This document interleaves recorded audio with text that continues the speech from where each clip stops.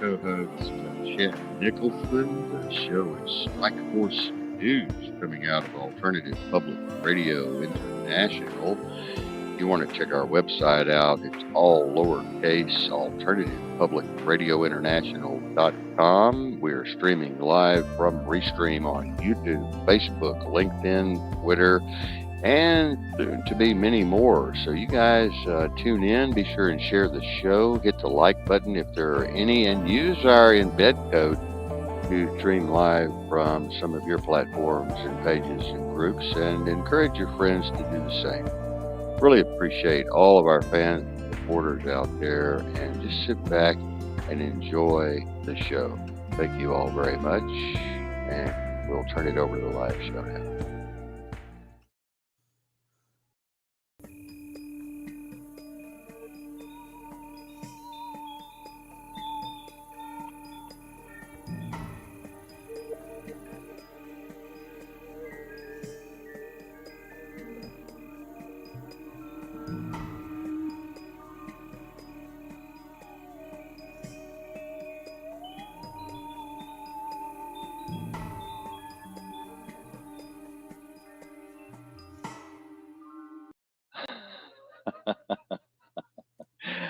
I'm sitting there looking at my co-host there, Stone Cold.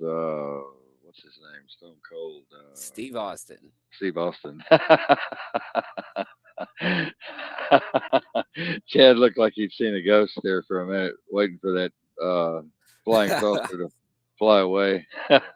We always do that flying saucer intro thing. I think it's kind of cool because Marion and I, actually, the reason I do that, Marion and I went through this weird place coming back to the Northwest from the South, and we went through this time warp, and we actually got in this big blue light came down and engulfed us, and we ended up going back in time, and we thought we were moving forward to the Northwest, and we thought we were on the right road, and we ended up being moved back 25 miles and ended up going down the same timeline over again to the same station we just got to coming from, and we both just literally freaked out, and the lady didn't even remember us, and we just gotten back from in there anyway. It was just crazy. We were both just freaked out, and then this blue light followed us for another 25, 30 miles or so, and then it started pouring down rain, and I mean pouring, and I almost ran off of a bridge into a massive, massive cliff, and we were on this road. We had no idea where we were, and we were both just freaked out. And that was just so. Anyway, that's why I play that UFO thing. It brings back those weird memories. You know, how you doing, Chad? Good, brother. Good, man. Excited about tonight's topic, though. That's going to be a good one, man. I can't wait to express what's going on with AI technology that a lot of people don't know. I can't wait. Yeah, yeah. It's I have to stop and think. When we have these kind of shows, I have to stop and I think, well, you know, there's going to be thousands upon thousands of people that are going to hear this show, and there's going to be thousands of different what we call little nodules of consciousness with different perspectives and different backgrounds and experiences and ideals and ideas and concepts and their way of thinking and religion and dogma and perception and ability and capacity and so forth, talent, creative thinking ability, the ability to analyze and comprehend and calculate. And you have to wonder where this is all going. You'll how will this look at the many multiple ways this is going to travel. Look at all the multiple streams of consciousness that are going to be receiving this message in the language we call English. You have to stop and think just how complex that is when you think of the millions and millions and millions and millions of possibilities that exist in that one statement that I just made. Most people are not going to stretch themselves that far, but they're trying to now that I said it. But I'm going to turn the chat on here in a minute. We don't invite people into the chat. These are very special people that do come into chat, if they do.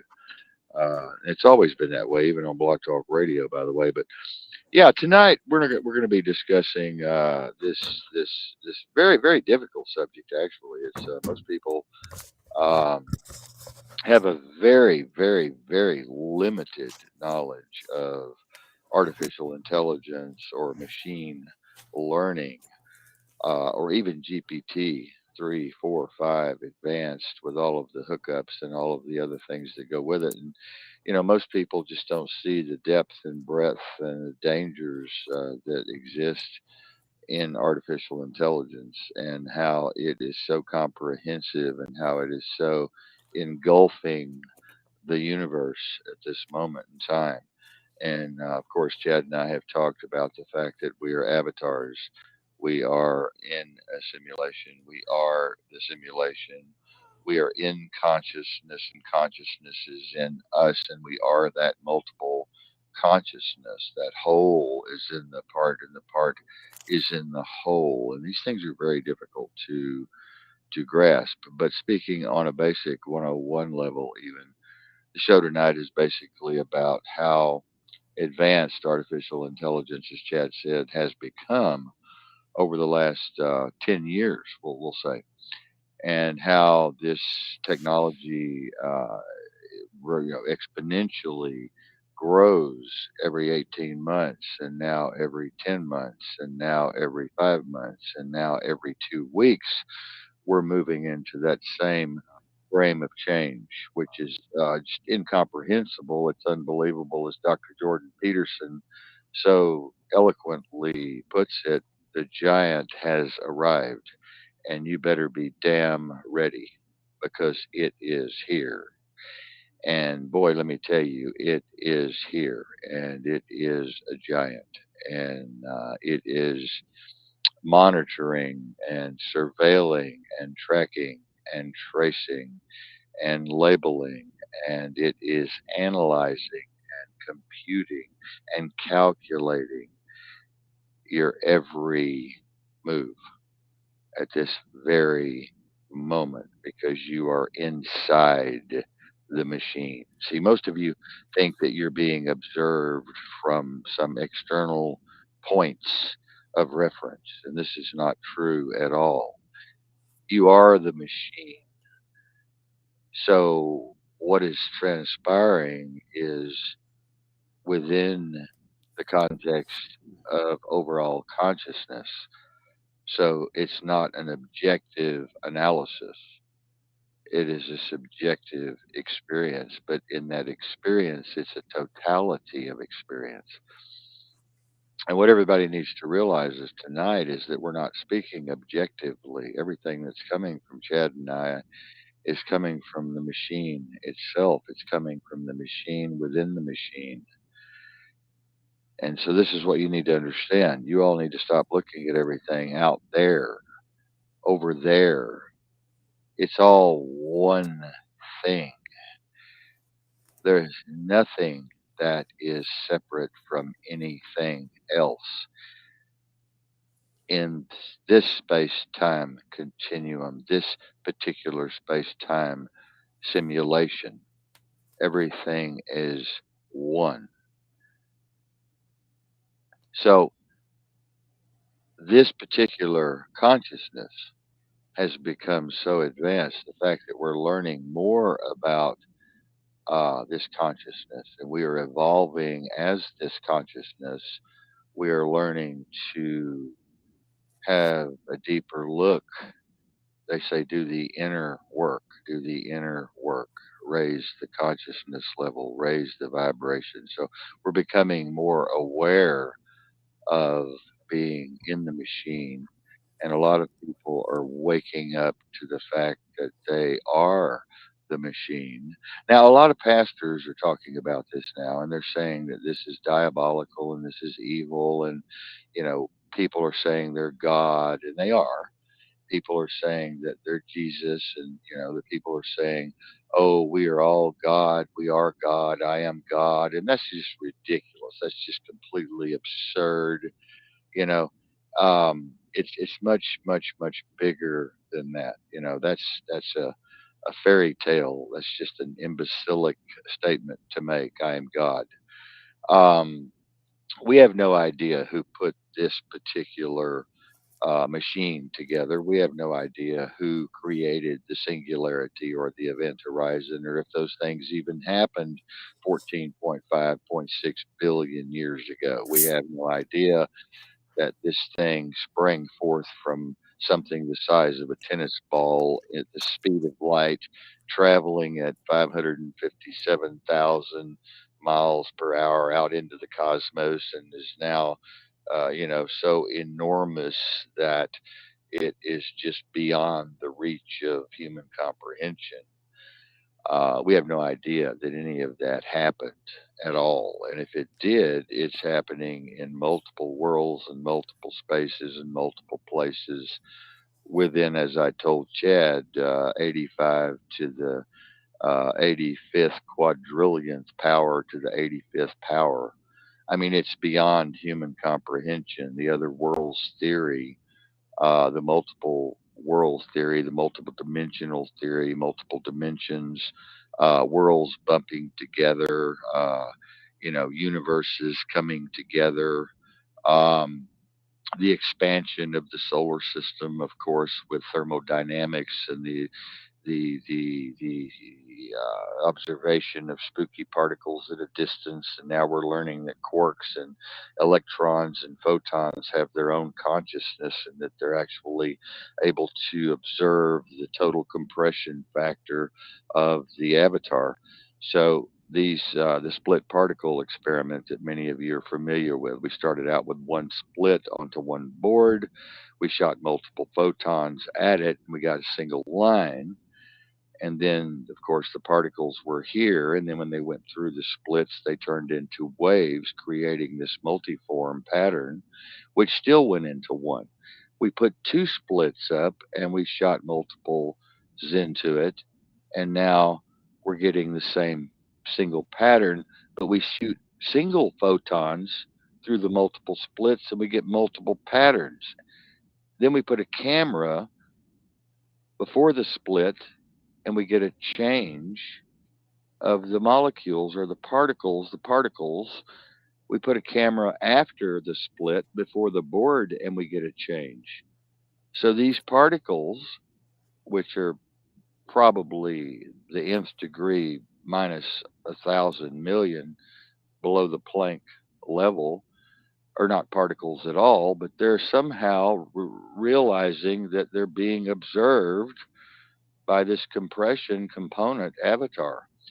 So you have to understand this is really weird science. I mean, this is weird science. And this is, it's had scientists scratching their heads long before uh, I can even imagine. I mean, all the way back to ancient Greece and the Babylonians and the Syrians and the Assyrians and the Atlanteans and all the way back, as far as I can project, where someone could even contemplate something like this or ask this kind of question.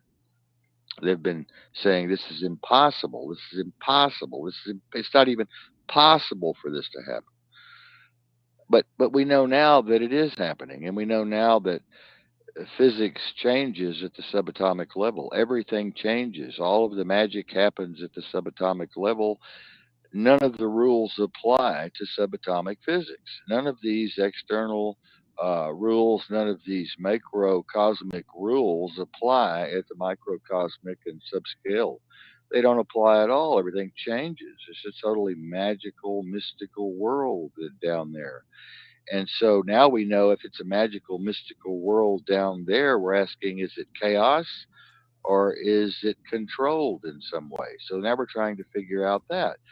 But now all of this is AI. So what we came to talk about tonight is how advanced AI has become at tracking and tracing, and how this is all going to connect with your future as far as work and living and loving and relationships and financial and psychological. Mental health obviously is very important in all of this. Um, you're going to be bombarded with this new system, this new reset, and it's going to come about so fast. It's coming in right now like a landslide. It's coming in like a the avalanche. It's an avalanche, and it's just hitting all at one time. I mean, I have watched this in slow motion for the last 25 years. I've watched this in slow motion, and I've made predictions based on the observations and patterns that I have seen from a socio-psychological analysis. And I've been able to make these basic predictions, and most of them, if not all of them, have come true based on just general observation of avatar action, reaction, interaction, and so forth. But now everything is coming in so fast. It's just like somebody has taken a dump truck and just dumped information onto the universe, and people are not able to handle it. Especially people like Chad and I, we're bombarded with all of this information, and it's just too much. It's there's no method to the madness anymore. There's no method at all to the madness. You hear this day, and then you hear this day, then something else this day, and something else tomorrow changes, and then something else in 2 hours changes, and you're like, what the hell is going on with this? And it really shakes you up, you know. Now, the people that are a lower level IQ, people that are not that educated, not that aware, not that conscious, they really don't give a damn. They took the shot, they took the drink, they drank the Kool-Aid. You know, they're just going about their daily business, doing their thing. They're really not even noticing what's going on. That's, 98.4% of the population of the United States, unfortunately, I have to say. There's a handful of us, though, that are going fucking insane, over this. We see the depth of this insanity, this madness, this craziness, and we're just like, well, WTF, Chad? Yeah, it's the funny thing is everybody was talking about the zombie apocalypse, right? The zombie apocalypse. They think it's going to be people with flesh rotting off them, eating brains, all that kind of nonsense. It's not the zombie invasion. Like, we're already facing the zombie invasion right now. We're like on the brink of extinction, because they're killing any critical thinker. The zombies are all around us. The people that have no clue what's going on, that the AI's got full control of their brain. Like, we was at the grocery store today, and we literally watched this, and you can see it. Certain demographics of people buy certain items. They act a certain way. They're scared of the certain, like, pretty much the same thing. You can see it, and what's going on is the true AI take over the brain. It's hacked each and every one of them, and they have no logical thought. They think they have their own thought, but they're only acting off their subconscious of the things that's been embedded in their head throughout all the AI algorithms that started back in the 50s. Well, very, very prominent scientist, a very good friend of mine who I won't mention. He's coming out as a whistleblower in a few months, and he's been in trouble already, and several of his friends have been killed. It's a program. You're talking about a program. Everyone doesn't. They don't realize they're running off of a program. They're running an algorithm from a program. They're running a protocol. They're simply running a protocol, and they don't realize that. They think they have free choice. They think they have free will. None of it's free choice. None of it's free will. You don't have free will. You don't have free choice unless you have studied, as I have for the past 25 years, and you brought yourself to a point where you can exceed beyond the matrix that we call it, the matrix, or I say the basement level limbic system or monkey brain. You have to practice, as I told Chad, every nanosecond in this practice to be able to get the escape velocity, to be able to move into this higher realm of consciousness and awareness, to be able to look back at it and be able to analyze it from what might appear to be an objective type of level, when in fact it's still not completely objective. So you're kind of sticky. You're above the firmament, but you're kind of in the fog still. But you're above the firmament of the matrix. You're above the firmament of the confusion. You've gotten to the point of acceleration where you've got just enough escape velocity going to where you can get a more clear picture of the insanity that's happening down here. And that's what we are: guru, sage, shaman, yogi, master Shia, master teacher. This is what you become when you study for 25 years, like I have. You're able to manipulate the elements, you're able to hypnotize people, you have telepathy, you have telekinesis, you're able to time travel, like I am.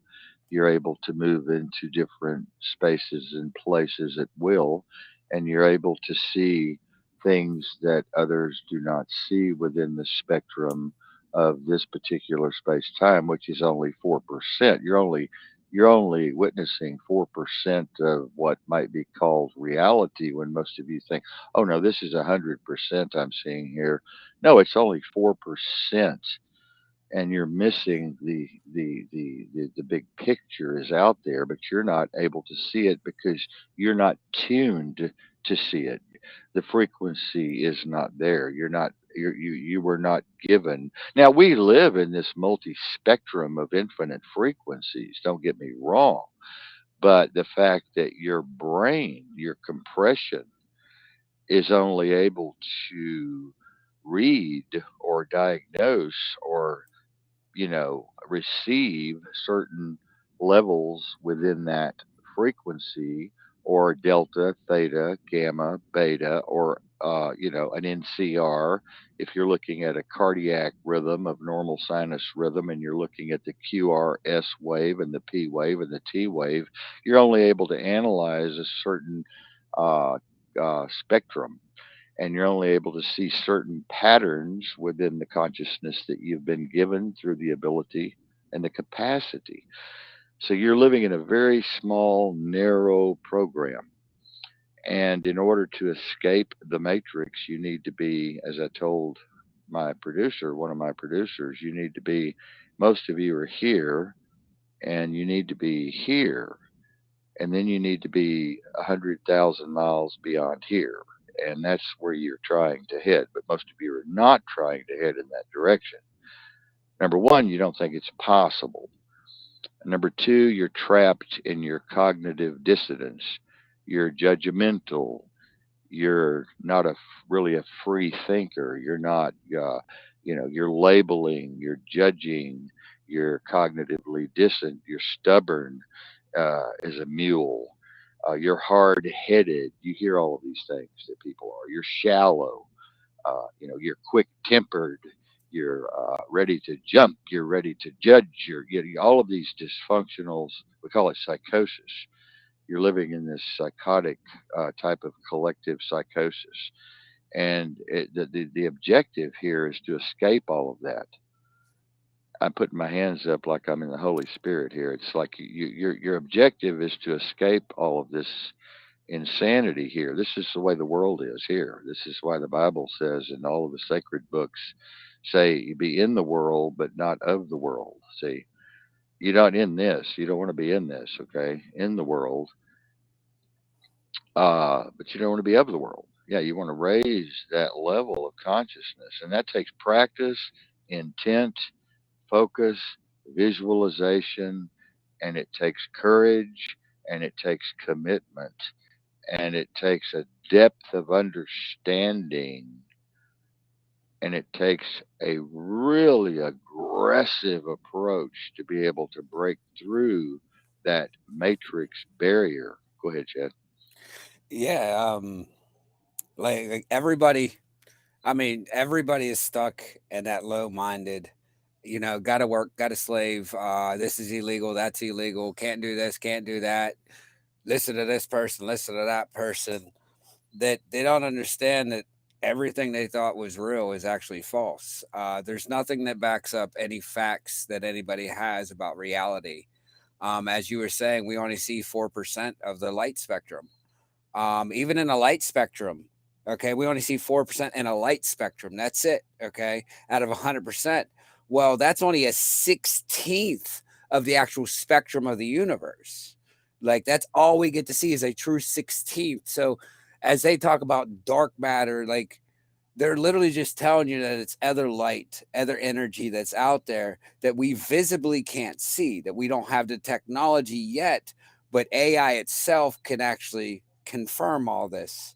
And it's literally been able to, with the scary part about AI, it's literally been able to, as we talked about, within what, 30 to 90 seconds, it could have any information on anybody instantaneously to write a program to indoctrinate anybody within a couple seconds, honestly. Well, Like, let's try 10 billion people, complete analysis of every intricate detail within that person's psychodemographic stratification analysis in 20 seconds.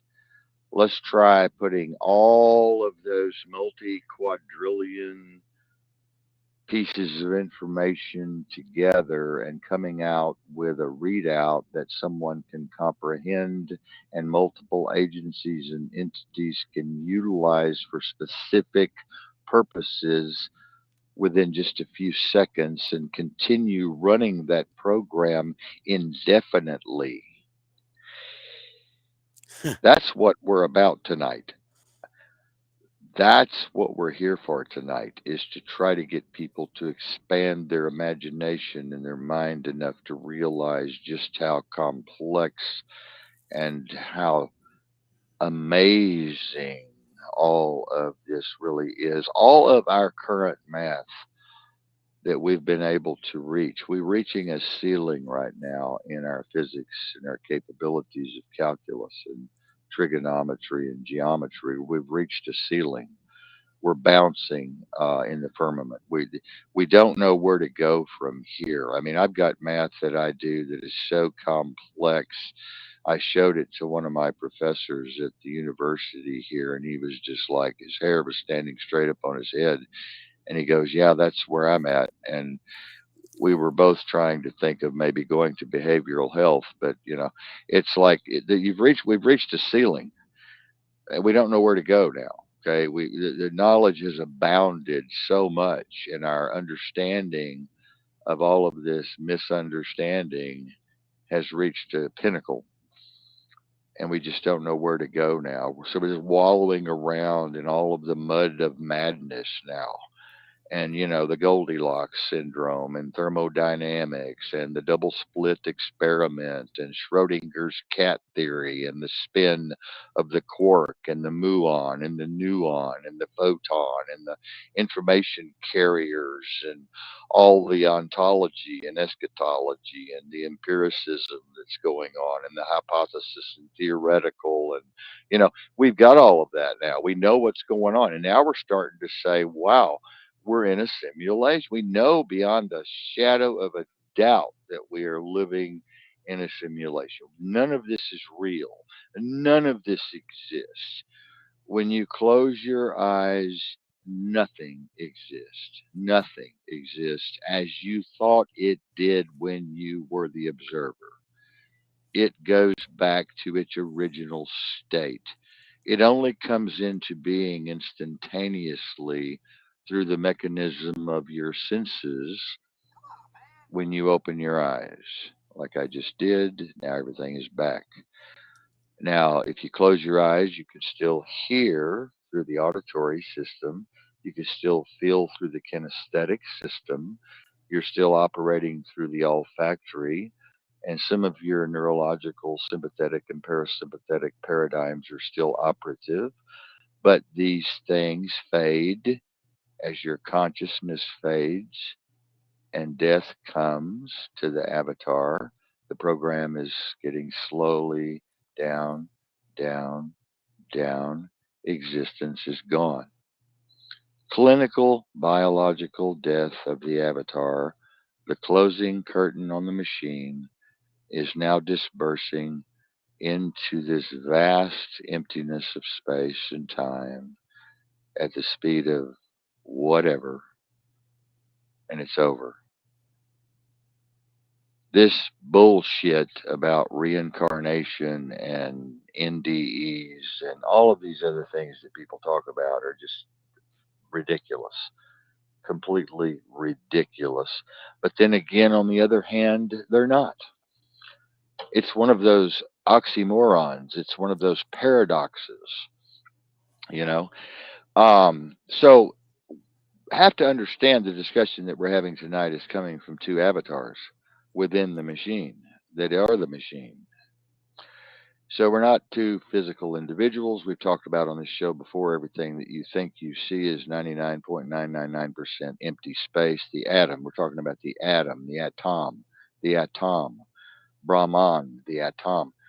99.999% empty space. Everything, including everything, your hands, your arms, your body, your head, your eyes, your computer, everything is empty space. These things are all just coming together for your momentary pleasure. Okay? That's the trick. Chad, go ahead. Yeah. People don't understand that.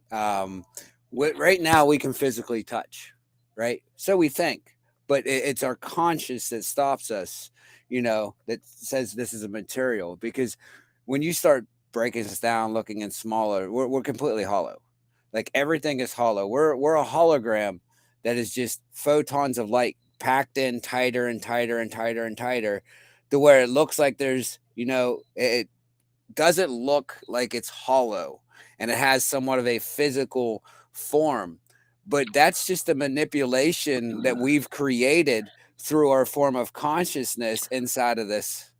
A good example with what you're saying, I wanted to interrupt for a moment, if you don't mind. A good example would be a clear sky on a beautiful day at the beach, and then you see these misty light, misty clouds forming, and they start having tails on them, and they start coming together. And then after a while, you see a beautiful white cloud form. That's what happens. That's what we are. I hope I made that clear. That's what we are. We're just those mists coming together. You see, clouds form from what? They cloud dirt particles, dust particles. What is rain? Why does rain drop? Why does rain drop? People say, I don't know. Why Because does rain drop? it's It's full of dirt.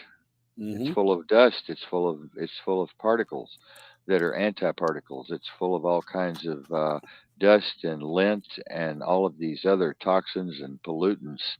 So it gets heavy, and it collects those through magnetism, and then it drops. It's too heavy, so it drops into the atmosphere. And so it's the same with you. You're simply that misty cloud that has formed for a moment, and it's only a moment. You don't live but a and you're gone. And you live in the now moment, so you don't have a past, never existed. You don't have a future, it will never come. You live in the now moment, and that's all you are is the now moment. And that now moment is infinity. It is eternity. It is forever. But it's the now moment. yeah. People say, "Oh, I went to the beach last week." No, you didn't. "Oh, I went to California Thursday." "Oh, my mother died on Wednesday." No, she didn't. It never happened. The now moment is an illusion. It's a delusion. It's a hologram. It's a mystery. It's a fake. It's theater. It's dog and pony show. Never happened. You never happened. You're not happening now. You only think you're happening. Chad? Yeah. And it's really hard for, at first for me when I was, getting into that and understanding that is because the only way that you can say a past happened, okay, is literally documentation. But we all know documentation can be easily manipulated, changed, everything. So Documentation happens in the now, though. See, exactly. the now documentation happened in the now past illusion. Yes. Yes. And that's a hard concept, to even grasp on that, because I still kind of struggle with it. But it's all still the now moment. And You're what I've having realized, memory. yeah, and everything is a now moment. It's just a continuous now moment that just literally recreates, exists for a nanosecond, if that, and then it gets wiped away. It's constantly wiping itself away, regenerating. You're literally regenerating everything nanosecond to nanosecond in a now Hmm. moment. And when you start grasping that concept, you can do a lot of good things in life. You can focus your mind better. You're not getting all of these distractions coming into your mind, because you understand there is no future if there is no now moment. Even if, like we've had this talk, even if I planned next week to go do something, right? If I don't stay in the now moment, next week's not coming. I'm not going to see next week, Right. because if it wasn't for the now moment, next week would never come. And Because when next people, week never does come. no, The now everything's moment just a now moment. simply happens in the now moment. So But it's we've just been another now trained, moment. yeah, we've been trained, as you explain Linear. all the time, Linear. it's linear. We created time. We make A, time and we B, stretch it out. C, D, X, Y, Z, sine, cosine, arc. Yeah. We can It, calculate in the past and we can calculate in the future and we can calculate diameter and trajectory and angular momentum and mass and volume and speed. But it's all happening in the now moment, and all of these calculations are a delusion. They're a way to describe, they're a way that we have evolved to be able to describe what's happening in the now moment at this present moment. But it appears to others, nodules or avatars or nodes, that we're describing something that happened yesterday or tomorrow, when in fact it's all happening in the now moment. This is something going to be very difficult for you all to grasp. It takes years. Go ahead, Chad. yeah, and it's hard for me still to grasp. People don't think that, I'm this smart guy that's got all the answers and that knows this. I struggle with this a lot on a now moment, because it is a very, very, very hard thought process to even stay focused on, because it's very easy to be taken off. Oh, next week I'm doing this, but it's like, well, what about right now? What are you doing right now? With all these distractions and plans, it takes you away from the right now that we got planned. When you're playing a video game, do you think those characters in the game have a past, present, and future?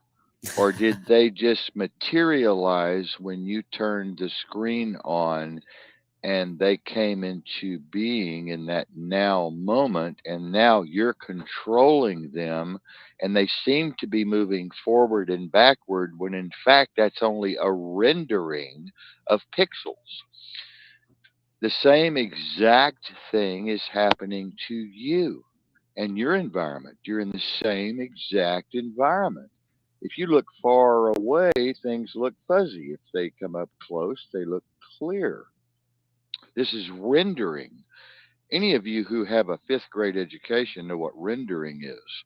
So your rendering, your visual cortex is able to render just like in the video game, these visual perspectives and these bring these illusions and these delusions into some type of comprehensive analysis or depth of understanding to be able to move through the five senses and filters through the neurons and synaptic pathways into this massive electrochemical processing plant that you have in your cerebral cortex and your cerebellum and your cerebrium and your foramen and your medulla oblongata and your temporal and occipital and frontal lobes are able to take all of this delusion in through the carriers in the quantum field and turn them into something that is comprehensible to other avatars.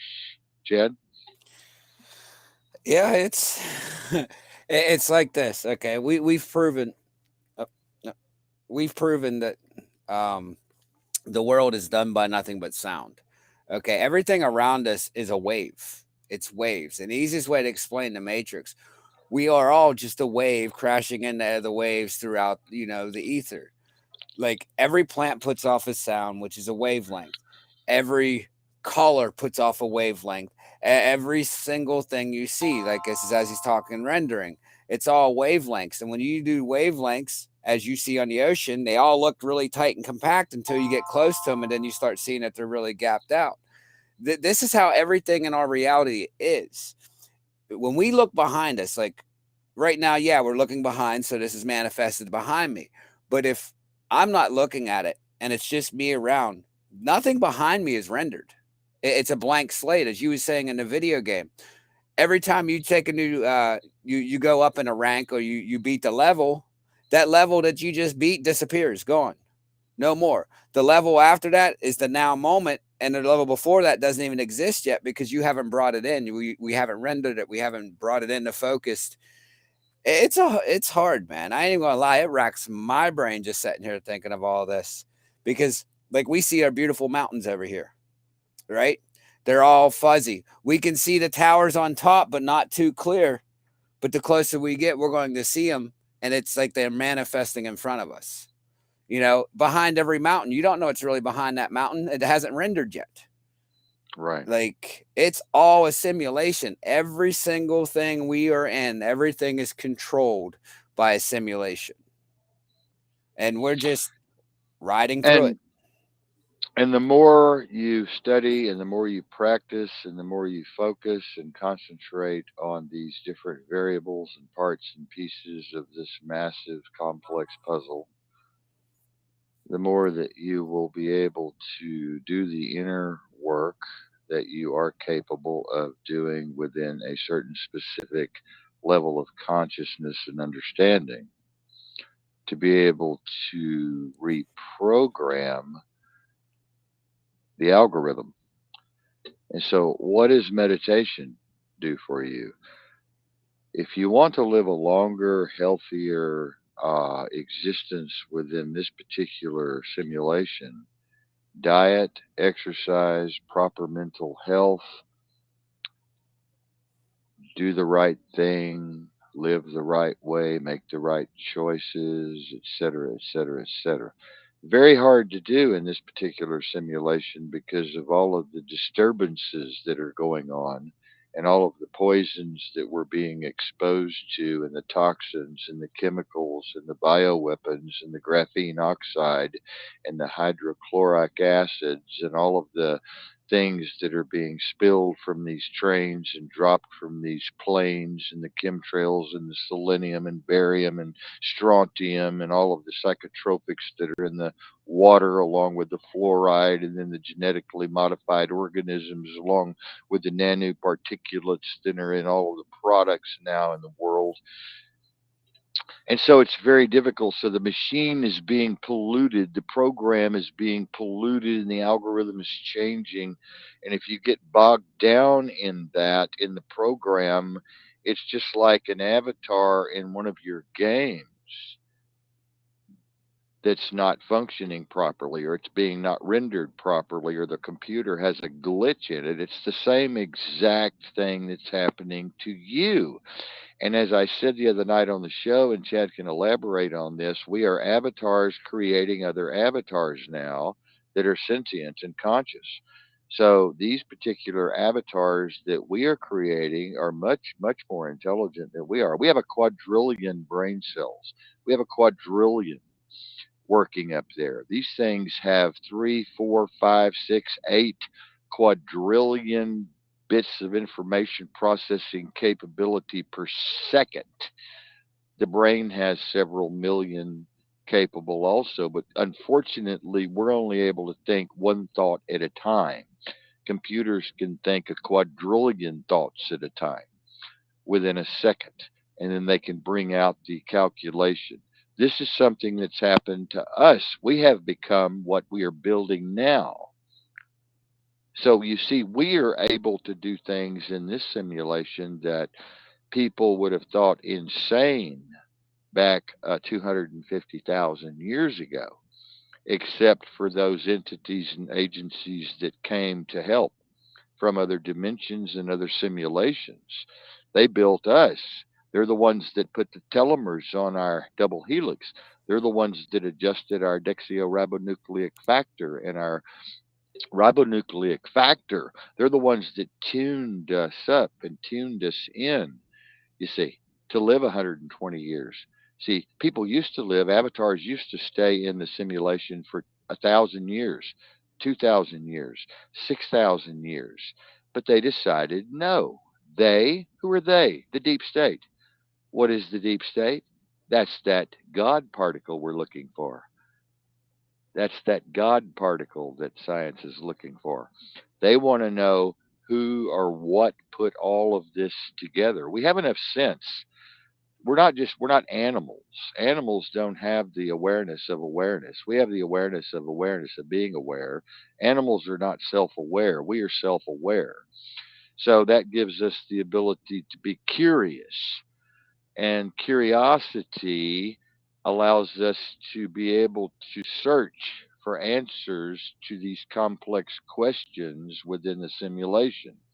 So there is a possibility to reprogram and realign and reorganize and reconstitute and reanimate and mind shift to where you can get a better picture of the insanity that's going on. We could have a better world.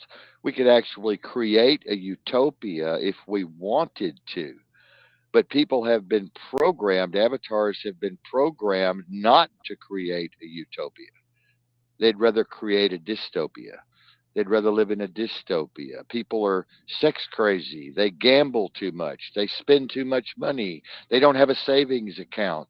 They're not imaginative. They don't know how to critical think.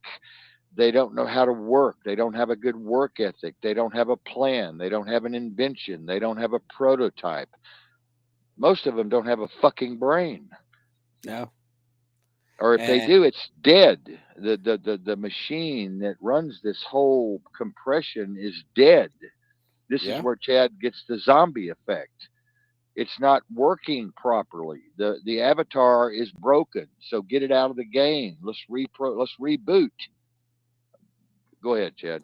And a lot of these people can see these are programs that were processed to us to make us this way. One of the major product or projects that was done to us was the N3 project. People need to research the N3 project and see how it was developed and brought in to literally program the human brain. So now let's be real about this, people. If they can program the brain, okay, or they use the word hack the brain, our brain is just like a computer. Well, they're This is how hacking they the know. program. Yeah. This is how they know the algorithms, because anybody that knows how to hack, it's all and code, it's all about algorithms. That's it. Main basis algorithms. If you can write algorithms and code, you're flawless in hacking. You can see author, you can create anything you want in the internet with just algorithms. And another project people need to look up was what was it? Midnight Climax was another government project that these are older ones that spawned all the stuff that everybody talks about now, but nobody understands where the roots are, where that root come in and really started to kick in and really started to Well, change the minds of being hacked. you could actually just tell people to go on Google. This is real simple. Dad used to say, "Keep it simple, stupid." That's the KISS principle. You could just tell these people, go on Google and just Google, give me all of the top secret programs that are now unclassified that had to do with mind control. Duh. Instead Yeah. of Chad sitting here, blah, blah, blah, blah, and me, blah, blah, blah, blah, blah, go do it your fucking self. You don't. You're lazy. You're fucking lazy, is what you are. You don't have the fucking brains to do it yourself. So you're probably playing with yourself right now. So just go do it. Go do the research. If you don't do the research, if you don't study, if you don't practice, if you don't visualize, if you don't commit, you're not going to be anything but a crackhead or an alcoholic or a sex addict or an idiot or just a wasted person. just an air breather, a useless eater, as this famous multi-trillionaire said. We're going to eliminate 90% of the world population by 2035. Well, why is that? Because we want to. I don't blame them at all. Okay, I do the same thing, and I could have 20 years ago because I was in the world order. I'd infiltrated the world order. I was filthy rich. I had money at my disposal in the millions. I've been through all of that. Lived with the jet set. And I just told Chad before the show, I chose not to stay there in that particular part of the matrix, in that particular part of the now moment. I chose to get away from that and change my program and alter my program and mind shift. And so that's what I did. And I chose to live at this particular level in the game. You see, there's levels in the game. Okay. There's masters in the game. Just like in chess, you have a chess master. In Go, you have a Go master. In checkers, you have a checker master. In golf, you have a golf master. So in tennis, you have a tennis pro. So you see, it's the same with you guys and girls. You have to be able to want. You have Bruce Lee, and then you have the guy fighting down at the high school, Jim. I mean, it's what do you want? How far in this program do you want to go? How many tools and weapons along the way do you want to pick up? And how many ideas and concepts and philosophies do you want to pick up, and how much education are you willing to go for, at what cost and what sacrifice are you willing to put in to do these things? Most of you will never do shit. Matter of fact, most of you that I know haven't done shit, and you'll never do shit. Okay. So the reason you're not going to do shit is because you've been programmed, and you've allowed the program to override your ability to mind shift. You've allowed your programming to override your sense of change, the ability to change your mind and change your life, whatever you vividly imagine, ardently desire, and enthusiastically act upon will come to pass through aggressive visualization and practice and dedication, like Bruce Lee hitting those ping pong balls and beating those ping pong champions with a set of nunchucks, two of them at the same time. Masters, but he was hitting those balls with nunchucks. He was lighting matches that were thrown at him with nunchucks, never missing a one. Do you think you could do that? You can't even put your goddamn house shoes on in the morning, right? So it's all about perfection. It's all about aggressive perfection. And I told Marion this. I told Chad this. You're either going to be an Olympic champion or you're going to be Pee Wee Herman. Chad? Yeah, there's no room. Literally, when you're in this, there's everybody does. They use that room for error, or I'm human, I'm not perfect. Well, that's not the case. No, you're See, not human. I know, but you see what I'm saying. This is the Hmm. phrases that they use, Hmm. and they got to understand that the dedication it takes to actually get out of the rat race, out of the mindset is really hard. It's not nothing that you could just get overnight or, a couple days a week for, a year or two. It's not like that. You literally have to dedicate your life to getting out of this mindset because your whole entire life you dedicated getting into this mindset to be a part of the mindset that you are, and nothing's going to change unless you get out of that mindset. And that's the scary part about the rat race. As you said, I forget what those things are called, the cleaners that you talk Telomere. about, Those are the, Camille cells. the Telomere Camille cells. cells. Yes. And it takes 21 days minimum to even break any bad habit. To mind shift at the basic level. So every little bit of indoctrination you had, each indoctrination you break will take a minimum of 21 days just to reset that, or just to be able to reset, to restart that, to learn more. Now you got another thing of indoctrination. Up, there's another 21 more days. Up, there's another thing. There's another 21. People, this isn't just handed to you. This isn't just something that you can gain within a couple months, couple weeks. You know what I mean? It's not. It takes a lot. You have to literally put more into it than you did when you was learning it in the beginning, and that's the hard part of the whole struggle. It's like an example. Bruce Lee. I go back to Bruce, my hero, Avatar. He started out a skinny kid getting beat up all the time and pushed around, and he had someone who really cared about him a lot who took him under their wing, and he began to learn martial arts at the age of 2 years old, and he became what he was at the end, which was the master of the world. And he practiced multiple forms from around the world of martial arts and brought that into one style that was one of the most deadly styles of martial arts in the universe, in the known universe. This guy, now this is you guys, okay? I want you to think about this.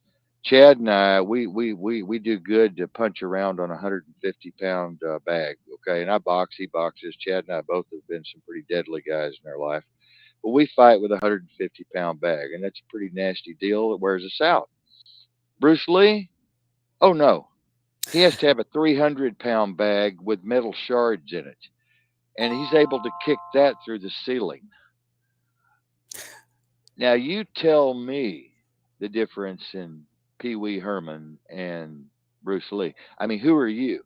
Are you Pee Wee Herman? Yeah, you all, most of you, 90% of you listening to the show are Pee Wee Herman.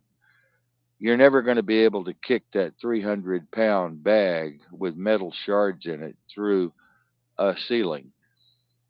Okay, when I was a artist and I was in the mix and I was boxing and I was kickboxing and I was learning all of these different forms of martial arts, I could walk up a wall and over a ceiling and land on my feet again. But it took me 5 years to learn to do that. I can literally, my fists are, I showed these, my fists to a neighbor. I won't say her name because she's listening right now. I don't want to expose her, but my fists are so hard, I can run my fist through a brick.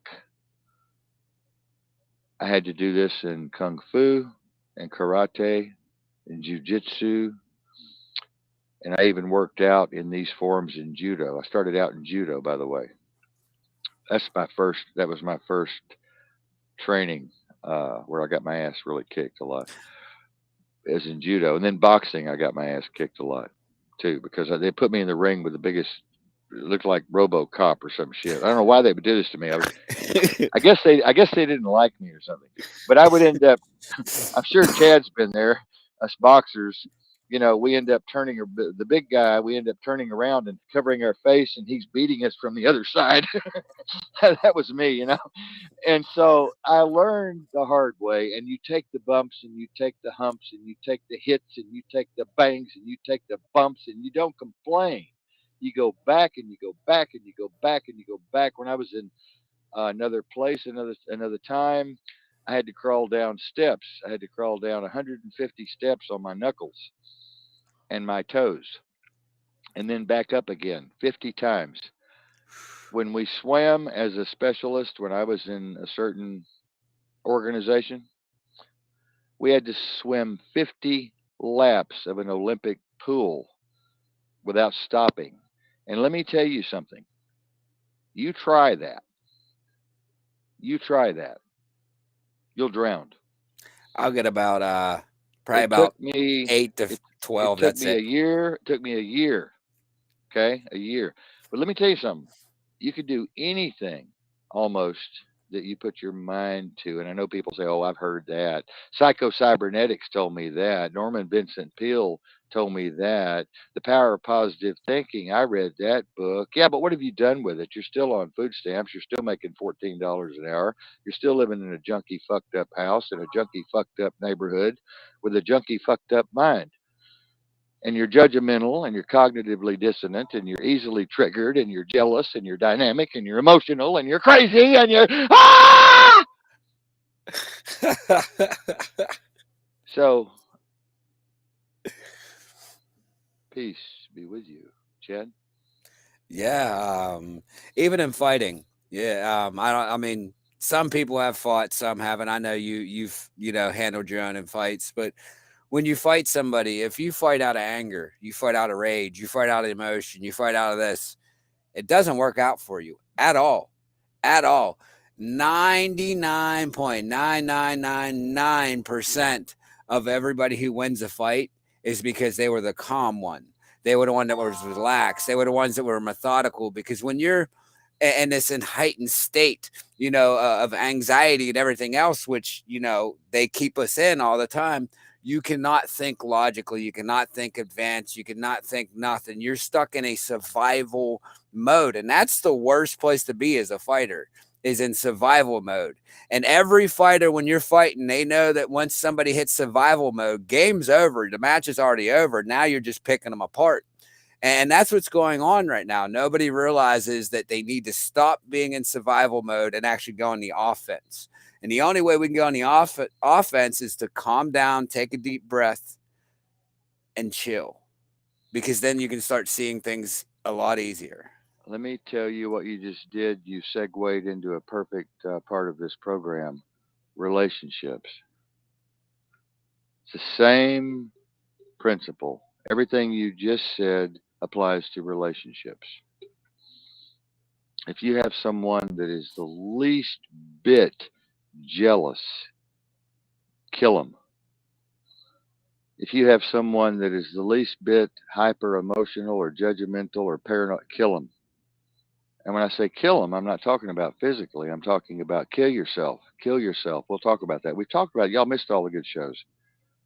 Buddha. If you see the Buddha on the road, kill him. Nemmyo Horingkyo, Nemmyo Horingkyo, Nemmyo Horingkyo. You have to kill the self to be a martial artist. You have to kill the ego, the pride. It has to go away. You know what I mean? So kill all of that dysfunction. Those glitches in the program have to go to have a good relationship. See, I didn't miss it. I didn't miss it. I'm back to relationship. If you're the jealous type, you're an idiot. You're a retard. Okay. If you're highly emotional and unstable, you're a retard. You're a retard. You're a derelict. You're an imbecile. If you're highly temperamental and sensitive, you're a retard. Okay. You're going to lose the fight. Chad just got through talking. What are you talking about? Yeah, Chad just told you you're going to lose the fight. You're going to lose the fight. You're going to lose your love of your life. Okay. If you're someone who can't be talked to, if you're someone who can't be reasoned with, if you're someone who can't sit down and have a logical, mature, comprehensive conversation without being judgmental or jealous or emotional, then you're an idiot and you're a useless eater. And I hope you're one of the ones that the deep state eliminates very soon. I hope you're the first one on the FEMA bus. May you be rest in peace. Chad? Yeah. The whole thing about emotions is people don't even know what emotions are. Emotion is the brain not being able to comprehend what it is seeing or going through. That's what emotions are. And in a relationship, you see tempers get hot. It's because neither one of them know how to handle the other one or be around the other one, because it's all ego driven, or past relationship based. Because the minute you judge somebody that you're in a relationship with, you just ended the relationship. You've already processed all kinds of negatives against a person that you don't even know about yet. But that one label that you put on your significant other, you just already ruined it, because you're judging, and you And the can't be other judging of your partner. and the other thing I want to say, which is going to shock most of you pinheads, is that if someone rapes, they're not a rapist. If someone murders, they're not a murderer. If someone molests, they're not a molester. If someone burns down a house, they're not an arsonist forever. You see what I'm saying? You see this people, look at the past, look at the past, look at the past, look at the past. This is what relationships do. You know, this is what relationships. Oh, you were in jail. Oh, you did. Oh, you're a criminal. Oh, you were a drug addict. Oh, you were cooking meth. Oh, I have to say, I counsel with people like this relationship. And the guy's perfect now. He's just somebody that I would just admire more than anything in this world. But his wife is beating him from something he did 20 years ago. His wife beats him up every single day. Well, he's gone now. I'm talking about some real people here, okay, that I know right now, okay? They're listening tonight. His wife's beating him and beating him and beating him and beating him and beating him and beating him until he's emotionally drained. He's just out of it. Well, I finally just took him out of the situation and extracted him. He's gone. He just left that stupid bitch because she was insane. You can't beat anyone up. This is what what do you think forgiveness is all about? What do you think compassion is all about? What do you think discernment and intuitiveness means? What does it mean to have a comprehensive, totalic, mature, in depth, transparent understanding and interactivity with your spouse or your boyfriend, girlfriend, child, pastor, lawyer, doctor, cookie baker, shoemaker, whatever? It's all about your control, control, control, discipline, discipline. Are you able to listen? Most people don't have any idea what listening is. They have no idea. Most avatars are not programmed to listen at all. They just can't wait to talk. They can't wait for you to shut your mouth so they can finish what they said. I've talked to people that would say, the river runs down this way, and I would say, well, that river must be really pretty, and it's da da da. They didn't hear a word you said. They didn't hear one word you said. They didn't care what you said. They just want to go back to talking again. They can't wait to, you know. And I admit that avatars love to talk about themselves. Everybody likes to talk about themselves. That's their favorite subject. Okay. I'm sorry, Chad. I'm going on here crazy. You just have to stop me. I'm on a roll here, but I'm Nah, on bro, keep relationships. going. You're hitting it out the park, man. You're, Well, you're right in there. it's like relationships should be open and they should be transparent and honest and free. And you don't have property, okay? You don't have property. If you start thinking that this person is your property, then you're an idiot. You're a complete idiot. A complete idiot. If you question this person, you're an idiot. It doesn't matter what this person does. This person is going to do whatever they do, no matter what you say, or no matter what you think, or no matter how many prayers you put out to your God, no matter how much meditation you do, and how many flips you turn, and how many times you pull your hair. They're going to do exactly what they're going to do. Shit happens, and it is what it is. And if you don't get that, you're a fucking idiot. Chad? And yeah, and the part that I just that just baffles the mind about relationships when it comes to that is when people say no, don't do this or don't do that. They tell their partners all this. That partner's going to do it for two reasons. One, because now it became a taboo situation, which we know the avatars today love being in a taboo situations and love living in that dirty way. And two, now it's to prove that person that they're their own individual. So now all you're doing is when you're trying to put an animal in a cage, you're giving it more of a reason to bite you. And people need to learn that. If you're truly open with your partner and you don't hide nothing with your partner, you're really not gonna have any problems because your partner's already gonna know this is you, this is how you are. They already anticipate it. And why would you get in a relationship with somebody just to change who they are? If you're trying to change the partner you're in a relationship with, then you shouldn't even be in a relationship with that person to begin with. And let me tell you something else. When you're in a relationship, you're in the now moment. Every moment is the now moment. There's no future plan, there's no past happened. It's the now moment.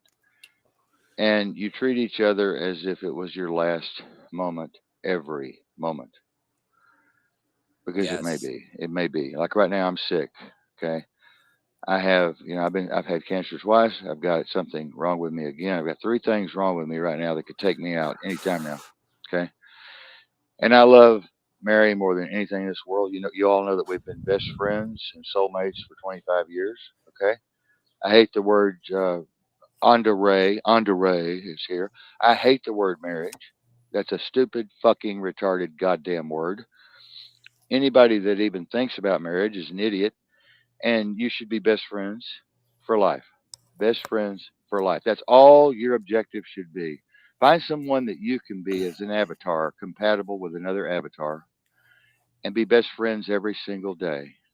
And if you can get through every single day, it's like an alcoholic without drinking. You've done something every day, every day, every day in the now moment, in the now moment, in the now moment. But don't make plans. Don't make stupid romantic plans. And oh, yeah, I love you. Oh, we're gonna do. Forget all that bullshit. You're not in the goddamn junior high anymore. Don't act like you're in the goddamn junior high anymore. I see these women.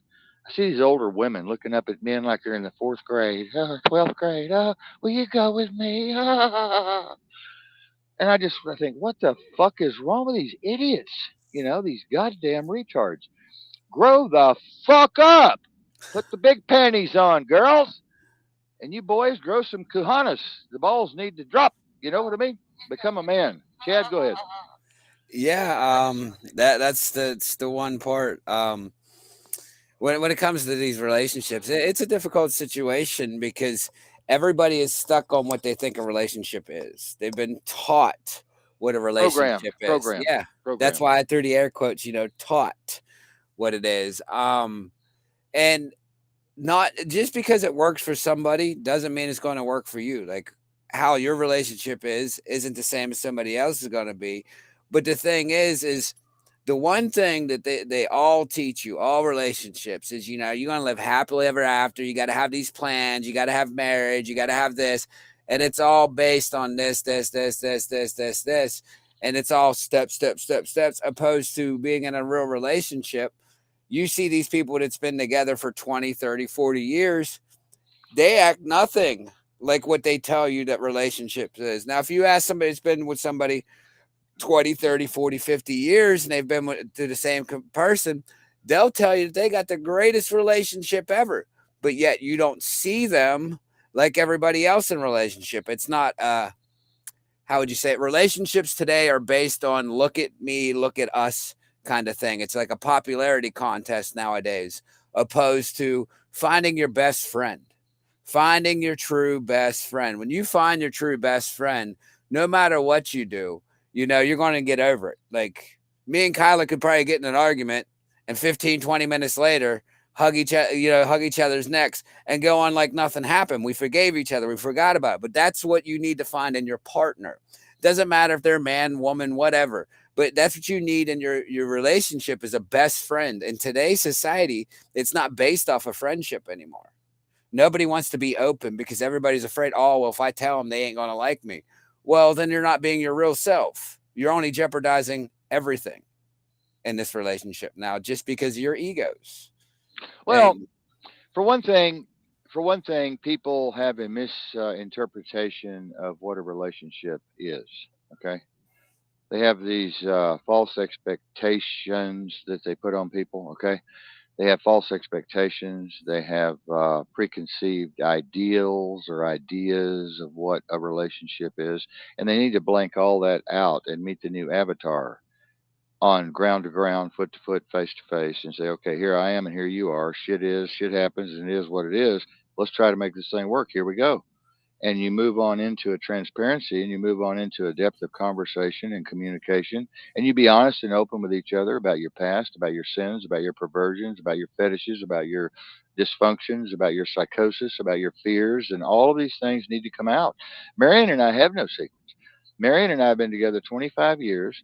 We probably had sex 35 times in 25 years.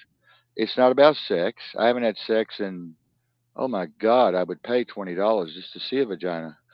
I haven't had sex in years, and it does. So it's no really big deal to me. I'm not a sex fiend, like some men are, and I don't think with my dick. I'm not. They call dick for brains. Isn't that what some women call Andre? Help me here, Andre. It's like you dick for brains, but I'm not dick for brains. You know what I mean? I'm an intellectual, man. I'm an intellectual from the get go, baby. Okay, I am just solid fucking computer AI. Okay, and friends, the same with friends. You know, friends should be the same way with each other. When you find a friend, you treat them like you would silver or gold. They're valuable, man. Rubies, diamonds. I mean, when you find a friend, you better do everything you can for that friend. I mean, you better just really treat that friend like a newborn baby. Okay, because friends. Let me tell you something. Friends are really hard to find, hard to acquire, and they're hard to keep. Okay, especially when you have two dysfunctionals coming together. My dad used to call it the blind leading the blind. Now, the kind of love you people have today, my dad used to define as love is a misunderstanding between two idiots. And that's what you guys do today. You have misunderstanding between two idiots. You have all these expectations on each other, and you're throwing all of these responsibilities on each other, and all of these ideals. And you got to get rid of all that. Just get rid of it. Erase it. It's gone. You let her be her, and you let him be him, and just shut the fuck up. Don't ask stupid questions. Who were you calling? Who did you see? Did you go on break? Did you see a girl? Let me see your phone. Who be you calling? All that stuff. You need to be locked up somewhere. You need to be in a goddamn mental institution. You know, who'd you date before? Did you have sex with them a lot? Did you do it doggy style? Did you have a blowjob? Did you like blowjobs? Did you like it in the ass? Did you take it in the ass? Did you use a butt plug? Did you use a dildo? Did you do this? Did you watch porn? Oh my god! Ah, he farts, smell your farts! Ah! You know, fuck all that shit. Who gives a fuck? It's a brand new now moment. Did I go crazy there a minute? I'm sorry. Oh, smelling farts. You really went there. Well, I watched that one time on. I'm thinking, God damn, maybe I ought to get in that business. I don't know. These women were charging guys $100. Guys were paying a woman $100 an hour to just tie him to the bottom of a chair and fart on him. I don't understand it. It's beyond my comprehension. I know that people are Andre. You're laughing, falling out of your chair. Stop. But it's like, God damn, what is this? People are crazy. I'm not into that, really. I'm not. Honest. I might watch a little midget porn every now and then, but I mean, this is people are crazy. I don't know, but friends should be like relationships. A relationship is a relationship. Chad and I have a relationship. Okay, we have a relationship, and it's no different than him or having a relationship with a woman, except I'm not boinking Chad. You know. Now, if Fabio came by or something, I might think, I don't have a hot tub anymore, but it's just one of those things. I like for him to feel the hair on my leg standing up when I'm in the pool. And oh my God, Chad, don't! I'm getting a Woody. Hey, big Don't! I'm getting boy. a Woody. I'm getting a Woody. Don't! I haven't How had a you Woody doing, in big months. boy? It's been years. It's been years. Oh my God, I'm traumatized. I can't. Yeah, it's amazing. Look at him. Look at look at her hair back. Oh yeah. But anyway, yeah. Relationships, yeah. You avatars need to get together and rethink everything, because a lot of you wouldn't believe of the millions and millions and millions of relationships that are falling apart right now because of jealousy and labeling each other, judging each other for what you did in your past, or predicting what you might do in your future from something you did in your past, or, um, just checking each other's cell phones and asking where you been, who did you go to lunch with. All that stuff is so fucking dysfunctional and so psychotic and so ridiculous, And you're just an avatar. You're in a game. Have fun in the game. Have fun in the game. And try to program yourself to a point where you're raising that consciousness level. You're getting higher in that frequency with everyone around you. And you put on the big girl panties. Grow the big kahunas, boys. Grow up. This is why women don't like men. This is why men don't like women. There's all these dysfunctions. And when you get into a relationship, you drag all this baggage with you. Throw the baggage away. Cut it loose. Cut it loose. Get rid of it. Throw it away. It's like a big, heavy weight on your back. Chad? Yeah, the minute that you get rid of the baggage, and we hear all the time, and men talk and women talk, the major thing is they're like, well, what baggage does he have? What kind of baggage? Like, well, what's it matter? I mean, because if you like the person, people don't realize that when you first meet somebody, you already know what kind of like the feeling you have. Why would you let something of a label change a feeling that you feel? You're literally going against your original organic feeling, that we get because we're all magnets that we can just feel each other's energies. You know what I mean? We're all big ball of energy, and we already know what energy we can contain, what energy we can mess with, and when we label, we literally are separating the level of energy and putting it farther away. If you're in a relationship, you don't trust your partner, then you're in a sad relationship. You should never have to explain what you do throughout your day or who you're hanging with. I mean, it's if you're with the person and you truly are friends, nothing's going to happen. They're going to come back to you anyways.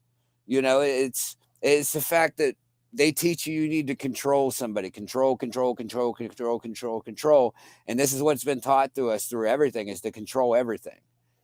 It's a messed up process. Chad, Chad, people are saying that they love you, and also that they love my honesty. And I want to thank Sandy for being here, and I want to thank Andre for being here. Delta, she would be Andre would be Delta 5. Delta 5, thank you for being here. But it's yeah, my honesty, comes from I just can't bullshit people. I don't have a bullshit. I just don't have any filters. I've never had any filters, and I've literally told people things about myself that I don't know why how it came out. It just came out. I just can't. I can't be a bullshitter, and I can't be fake, and I can't be a hypocrite, and I can't be two faced. It's just not in me. I'm not programmed that way, and I don't think it does a relationship any good. I don't think it does any kind of interaction any good. I don't think it's healthy at all, and it's going to come out sooner or later. Your sins, your wrongs, your bad choices, your criminal history, whatever the fuck it is, it's going to come out sooner or later. And I'd rather just get all the cards out on the goddamn table now than to wait 2 years and then have something fall apart. You know what I mean? I really would. And y'all need to really think about what I'm saying, because I've been through several relationships, and I was an idiot until I was 40. I was a complete idiot. I wouldn't commit to any woman. I was living with a jet set. I was spending, women were taking care of me, spending thousands and thousands of dollars on me. I was running with multi-millionaires. I was running with a jet set. I've been through all that, been there, done that. I put a couple of $1 million in the bank. Marion and I have. We've been a millionaire. We've had the big ranch. We've done all the, stuff.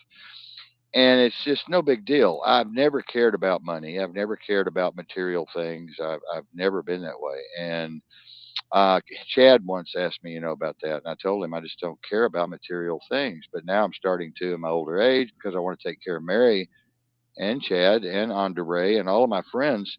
I want them to be financially successful when I die, which might not be much longer. And I want to make sure that everybody's got a financial base, because of the state the program's in, the state simulations in, with the new reset coming, the new social credit scores here, the new digital passports here. We've CBDC. I just talked to my banker today, had a meeting with him. CBDC is here, and it's here, ladies and gentlemen. Smart cities agenda is here.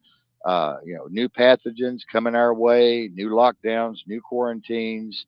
Hell, Dante's Inferno is just around the goddamn corner. All of you are going to lose your jobs to computers, all of you. I'm telling you, 70 million of you are gone, gone, gone. 150 million of you in the next 2 years, gone. Your job's over, going home.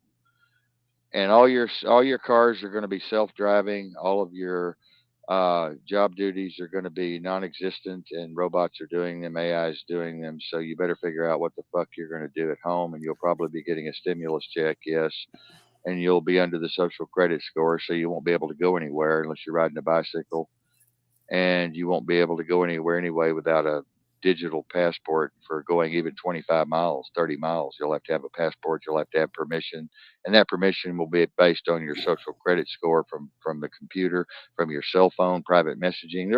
They're reading all your private messaging with your boyfriend, your husband. All your private messages are known and read. I can read them in 20. Takes me about 15 minutes to crack into your cell phone or your computer and read your whole fucking past history. I'm a hacker. I was hacking the goddamn air raid sirens on Sunday, getting everybody out of church. That was my big deal back when I was 11 years old. I mean, I hacked into the Pentagon one time, and then I jumped out real quick. It's oh, did I say that? Oh, I'm scared to death.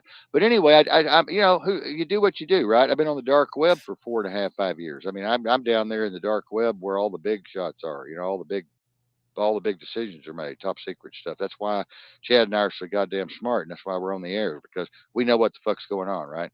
We have the intelligence division here. We're journalists. We're investigative journalists. We're forensic investigators. We're a part of the International Fugitive Recovery team. So we do all of these things. We use our talents, we use our experiences, we use our mind, we use our maturity. And anybody that hangs around us, if they're idiots, we got to get rid of them. If they're a liability, we got to get rid of them. If we see that they're going to be a threat to the mission, they're gone. Boom. And if we were on the battlefield, Chad and I, we were in special ops and we were running a extraction. Anybody who gets in the way, we shoot them in the head on the spot. Gone. I've been in South America. Run that game, Chad. Yeah, they like, to me, the mission is my life. The only thing that I'm here for, everybody says they have a purpose in life. Well, this is my purpose, my calling. Is for the mission, and I can't let nothing deter me from it or stop me from it, because then that would be a mission of defeat, and I don't lose. You know what I mean? I refuse to lose. I refuse to give up the fight. I'm not going to be drugged down, to somebody else's standards because they didn't approve or they don't like it. Um, Dead weight will take you out of everything. Dead weight is very dangerous and detrimental to your health, let alone your life in some circumstances. All I know is if people literally let people manipulate them and take them off their game, then you're just doing your own self a huge disfavor. And I don't know, as you say, some people just need to go on that bus, need to get on that train, need to go to these camps, peace be the journey, I guess you would say to them. Um, but it's tough. I ain't even gonna lie. It's tough to be in that situation. Because I honestly look at it, if we didn't do the stuff that we did, who's going to do it? Especially with the population being so dumbed down. Somebody has to do it. And like I'll take a special quote that I take to heart from a Spider-Man movie, which everybody laughs that I say this. Um, when you have the abilities to do something and to stop something and you don't, and it happens, it is your fault. It is your fault. Whether you like to say, oh, well, blah, blah. No, you had the ability, you had the power, you didn't do nothing for it. It is your fault. And I can't have that on my conscience. Well, Call it see, an ego, but it's the truth.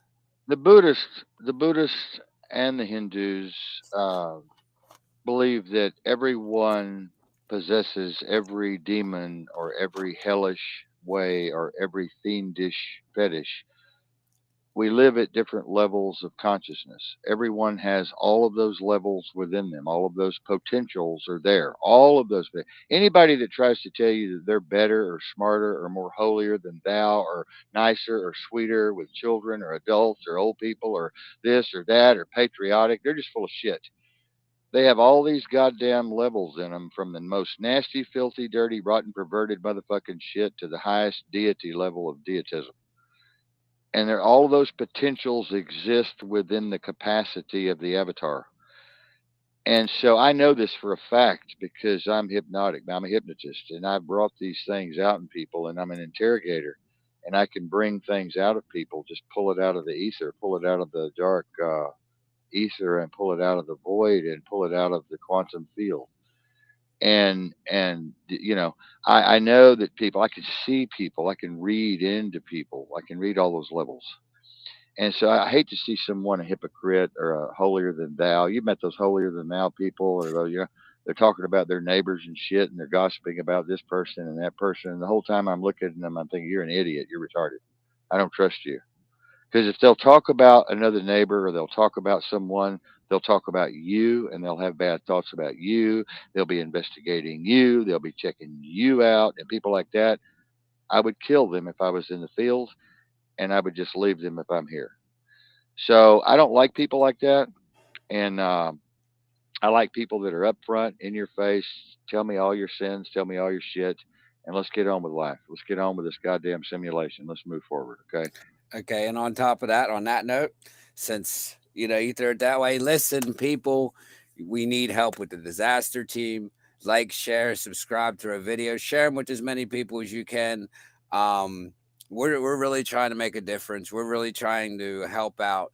A lot of people don't know the undisclosed region that we're in. Your nearest help if something happens in our area is 35, 40 to 50 minutes out. So if you get shot, right, you're waiting 45 minutes on average for any kind of help. You get stabbed, jumped, you're in a car wreck, you're hanging from a tree, almost bleeding. You ain't making it. We are the only people within a 40-minute zone that could save lives. please help us. Donate to the Northwest Disaster Team. Donate. If you want to know where to donate, donate to us. If you're somebody local or somebody that wants to help us out, listen, we need a boat. We need a boat for search and rescue. We need help with all that. Granted, we have our command unit. We have the rabbit to get around on. We have our knowledge. We have our skills that we have. Kiler just posted where you can throw the donations at. Uh, and people, listen, this is a tax write-off. Hello, Yeah, we anybody are. that's in there. We're a nonprofit 50 Yeah. or 501c3 people.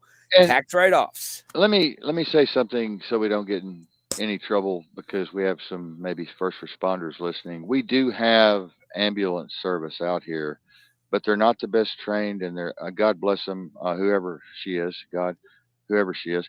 They're not the best trained. They're not the best equipped, and they don't have enough materials and supplies, and they don't have enough personnel, and they're understaffed, and they're underfunded, and Chad and I and Mary are trying to raise $1,000 for their department. We're trying to raise $75,000 for our department. We are the crisis team. We are the police, fire, and emergency medical disaster respite trauma team for the Northwest.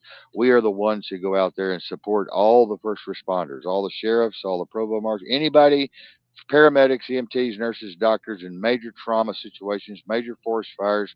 We take this 31-foot command center and we take it out there and we're on the scene to do whatever needs to be done. It doesn't matter what needs to be done.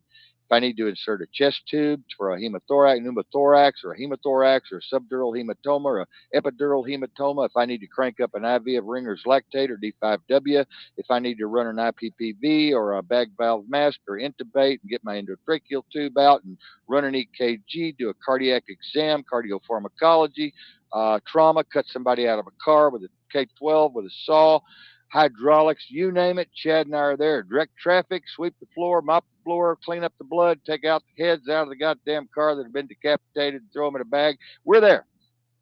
We do it all. That's what we do.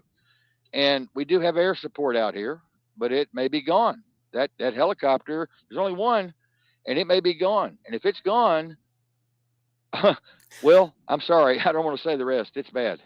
That's why we need money. We need turnout suits. We need turnout suits. We need fire gear. We need jump kits. We need trauma kits. We need ACLS equipment. Like I said, we're running on a slim thread here, man. A slim thread, and we're responsible for a few thousand people. Probably 25,000 people within our immediate grasp, okay? And we could have a forest. We have some major forest fires here where it kills people and hundreds of thousands of property are lost and thousands of people are evacuated. And Chad and I are right in the middle of that. And we're on standby right now. Anything could happen at any moment. We could have a nuclear bomb go off any moment, folks. This is where we are with the war. Most of you pinheads out there, you don't understand. And we're waiting. Chad and I are waiting for any moment for the nuclear bomb just to go the fuck off. And North Korea is threatening us with, an EMP, electromagnetic pulse, which will knock out all the power from Canada to Gulf of Mexico to California to East Coast, West Coast. It's going to throw us back to the 17th century. You're not going to have any lights, water, gas, nothing, petro, nowhere. You're not going to be able to go nowhere. You're not going to be able to do shit. All the shelves are going to be empty. All the pharmacies are going to be cleaned out. And there's going to be no money, no ATM, no bank, nothing. That's what Chad and I do. We're special ops. We're special ops. We're special ops. Get that through your fucking pinheads. People don't understand this. They're like, oh, we got, everything's fine, everything's perfect. No, it's not. Yellowstone's about ready to erupt. That's going to kill 100 million people, just like that. Boom, gone. 100 million people. Boom, gone. We've got this goddamn Cascadia out here that's puffing up in the Pacific Ocean in the Mariana Trench there, just east of the Mariana. And if that son of a bitch goes off, we're looking at 100-foot tsunamis tearing up everything within 50 miles inland, turning it into fucking toothpicks and drowning downtown. Well, I can't tell you where we are, but drowning. 12 feet of water, drowning everyone. Chad and I are in the middle of that. You've heard of the Cascadia Fault. We're right on it. Okay, we're right next door to it. the subduction here. We're right next door to it. We're within the kill zone of Yellowstone. We're in the kill zone of two more volcanoes, and that's not including the EMP or the solar pulse or the nuclear bomb that they're threatening to put on us, or the pathogens that are on the way, or the mind control technology. We're into all of this. Chad, go ahead. Yeah, we use the motto, and it's a good motto. We're first in, last out, because we're the first in to help out, and we're the last out, called the mopping crew. We make sure we specialize, as I like to say, in the forgotten. Because a lot of people during this time are forgotten, because anybody knows that in a special ops or anything, there's priority of people you save, right? They're That's Triage, how it is. triage, triage. Yeah, we're not going that. We're going to everybody. Everybody's equal. We're trying to save as many people as possible. I mean, we've even discussed, as we've discussed, we would, go on horseback, go out and do this stuff and try to help people and, find them and save them and bring them into, community if we could. We've literally have game plans for this. People. There's so much. Just like a volcano that you forgot about, Tonga, the Tonga volcano that blew up last year. Well, it's getting ready to erupt again, which will send massive, aftershocks to our location that could really cause some havoc. Um, it's we have the fires that are in Canada that are blowing down here into America. These fires are going to run rampant. It's not even fire season yet in our location. We already had a nice, forest fire spring out of nowhere already, and it's really early in the season. That's just a precursor, people, to what's coming. When you see all these cataclysms building up and building up from all different directions, who's coming for you? Nobody's coming to save you. We're willing to give up our lives to save as many people as possible around us. Yeah, we We are. just As need I some have. help. We just need some financial help. That's all we're asking for. And we're not asking for us either. We're not asking for you to put money in our pockets. We're asking you to help us buy equipment to save lives. Yeah, all of our That's it. money, my Social Security check and Mary's nursing check right now goes to the outreach programs that we deal with, the crisis team, the disaster team, the food program that we have going now. Marion and I just got back from delivering our boxes to gather up all the food for all the pantries for the women and children here. We've got three churches now that we're pantry. They have pantries that we're going to drop off. We have two more locations that we're talking to. Their shelves are empty, folks. They're empty. The main food bank here is empty, and nobody's giving. And you say, "Oh, America's got restaurants everywhere." Look, folks, come on, please. I see people here eating out of the dumpster with their children. I cry. I mean, I see people here all the time with their children pulling up in a car with all their shit in the back seat, and they're in the goddamn dumpster eating French fries and old sandwiches that have been bit into. Marion and I can't stand it. We can't fucking stand it. And you say, "Well, why is that happening? We're in America." Well, it doesn't matter why it's happening. It's happening. Okay, it's happening. 70 million people have lost their homes to illegal foreclosure.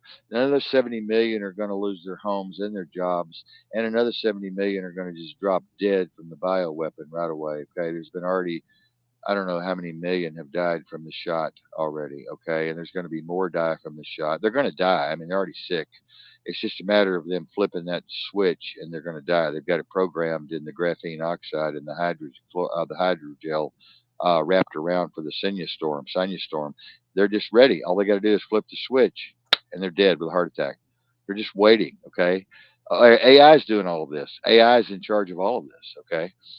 So Chad and I have to deal with this day and night. Chad and I, but I don't see how we stay sane. Chad and I we talk to each other. That's the only way we stay sane. Him and I and Mary, we're all at this higher level of intelligence as far as, and I don't mean intelligence, I mean intel.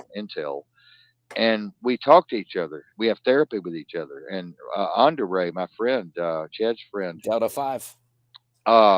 talks to me and helps me through stuff. And she knows, she just knows that I'm sick. She knows that what I've been through. She knows that I'm a little bit wacky, and she pulls me through these things. And we just met, we just hit. It was a bond, and it was like we're both crazy anyway. Thank God.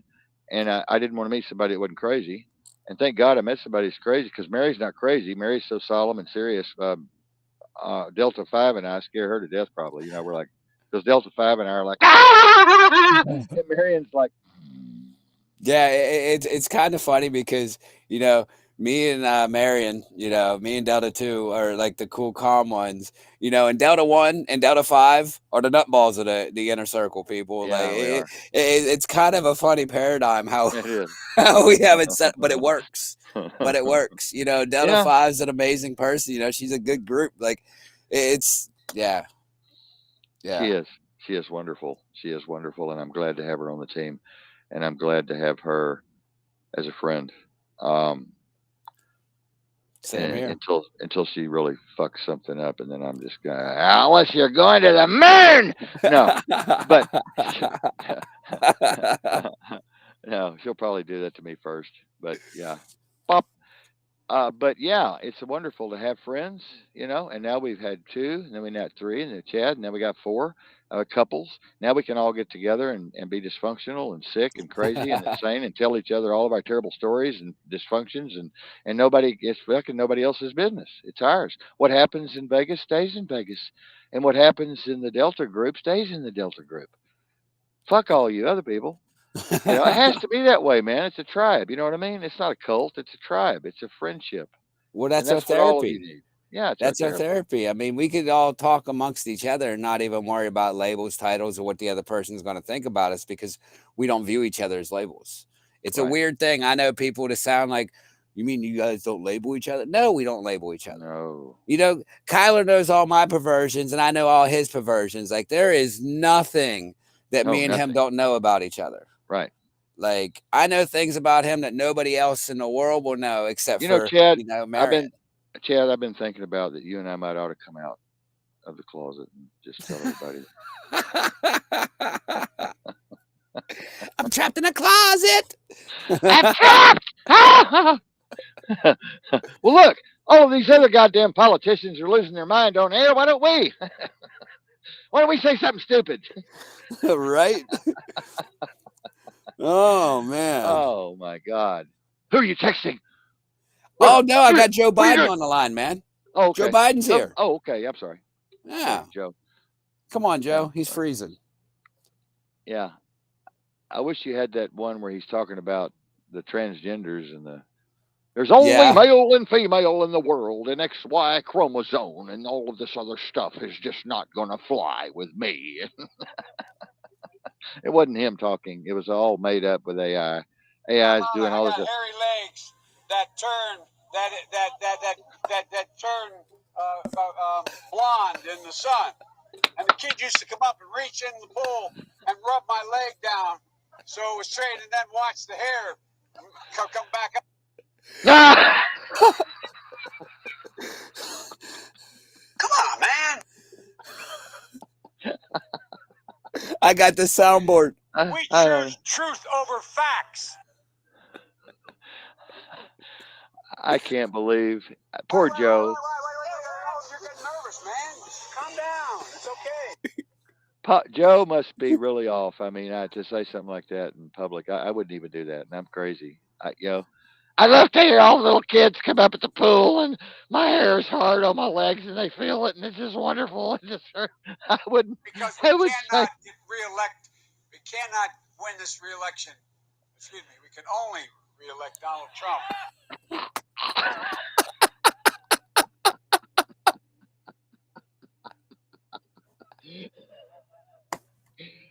okay, I don't know.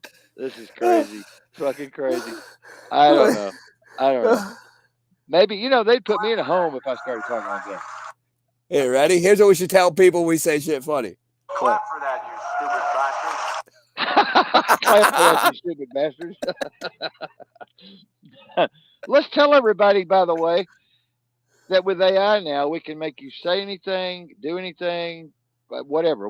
Chad and I can go on. It takes about an hour, and we can just listen to 3 seconds or 4 seconds of your voice and get one picture of your video moving around a little bit, and then we can turn you into anything we want, anywhere we want, in any setting we want. Yeah. Yeah, like listen, we literally sat for like what 15 minutes today, 20 Yeah, minutes today about piss their pants with all the AI Joe Biden I know, videos I know, out I there. know, I know. Listen, people, it's amazing. 3 seconds of you, one photograph, but the more photographs we can enter in, we can literally make a picture of you, a video, and we can send it. And we can even throw hand movements in like I am, and I We can could sit put here and be like, you. Yeah, and we have could your put face you. perfectly on me. We could put you in a bank robbery, or we could put you anywhere. I mean, we could make you do anything with anybody, and you wouldn't even be there. And that's how technological this all is now, and that's how high tech, and that's how complex all these algorithms are. And they're going to be even more so in the next year. It's going to be unbelievable what they could do. Everybody's moving into the metaverse. They're going to be living in the metaverse. The babies are going to be in the pods growing now. They already started that. I've already seen two of the factories. They've had designer babies for years, but now they're going to be growing them in pods. They don't need women anymore. This is why we've got the transgender movement, is because they don't want boys and girls to have babies anymore. They don't want people to reproduce. They want the state to reproduce. There's Joe Biden in his transgender outfit. All right, everyone. So it's Friday night. I'm getting ready. Oh, why'd you quit? No, go back. All right, This is how good AI is. People watch. everyone. So it's Friday night. I'm getting ready to go out. I'm feeling tired. But before I go out, I gotta pregame. And the only way I pregame is with an ice cold Bud Light. So, all right, everyone. So it's Friday night. I'm getting ready to go out. See, it's amazing what's going on with AI, y'all. It's just totally amazing. Totally amazing. Yeah. Um, I hope Oh. somebody doesn't do that to you and I now, Chad. They're probably going to do that to you and I. That's we're going to be on like fucking Epstein's new jet or something, going to No, they're gonna fucking put me Child as Joe Island. Biden and be like, Oh my god, popcorn was a really bad dude. I know, I know, I know. Well, ladies and gentlemen, we're gonna get off this thing, and Chad and I are getting ready for a big music venue on Thursday night, and we'll be seeing y'all live there. It's gonna be a lot of fun. We're not even gonna tell you what it is. We'll just surprise you. It'll be on 7 or 8 platforms running live simulcasting. And Chad and I are still not over to OBS, but we're headed that way as soon as we can get some help. We need some more folks in admin, and we need some more folks in the computer department, and we need some more producers, and we could use a couple of more investigators, and it's just researchers. And it takes time when it's a volunteer basis. Chad and I don't get paid for this. We've never gotten paid for this, but now we're wanting to get paid for this, and we are going to get paid for radio. Thank God. At some point in time, we're monetizing, and the rest of it's all nonprofit. The rest of it goes to our outreach. But Chad and I are going. We're trying our best now through Spreaker and Rumble and YouTube to get monetized, where we'll make maybe a 1,500 a month. Him and I can split.